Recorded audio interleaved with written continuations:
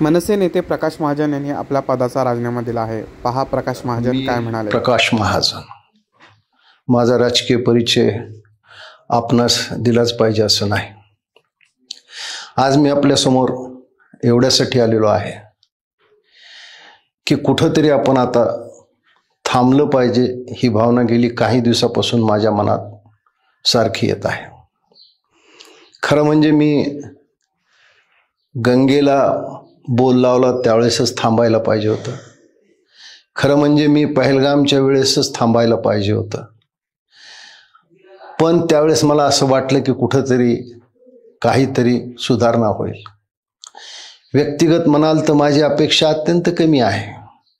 कुठल्याही पक्षात मी राहिलो तरी मला काही निवडणुकीचं तिकीट गरज नव्हती, कुठल्या पदाची गरज नव्हती। फक्त हिंदुत्वाचा विचार जोपासला जावा एवढीच एक भावना होती। परंतु कमीत कमी अपेक्षा ठेवून सुद्धा माझ्या वाट्याला खूप अपेक्षा आली।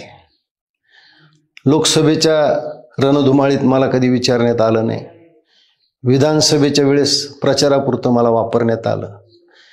जी जबाबदारी माझ्यावर दिली मी अत्यंत प्रामाणिकपणे पार पाडली। माझ्या कामाचे कौतुक नाही, पण माझ्या हातून ज्या चुका झाल्याच नाही त्याचे बोल मला लावण्यात आले। जे माप माझ्याकडून घडलेच नाही त्याचे प्रायश्चित्त मला देण्यात आले। खरं म्हणजे मी फक्त अमितजी यांचा थोडा अपराधी आहे।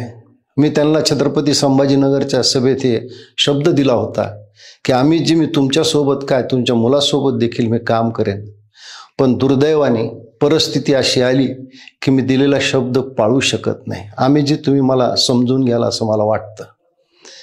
कधी कधी माणसाच्या क्षमतेप्रमाणे योग्यतेप्रमाणे त्याला मिळत नाही, हा नशिबाचा एक मी भाग समजलो। असंख्य मनसैनिकांनी माझ्यावर मनापासून प्रेम केलं, वेळोवेळी माझ्यासाठी ते सर्वार्थाने धावून आले। त्या सर्व मनसैनिकाचा मी कायमचा ऋणी राहील।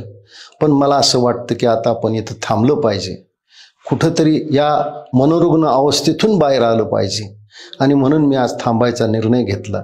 धन्यवाद।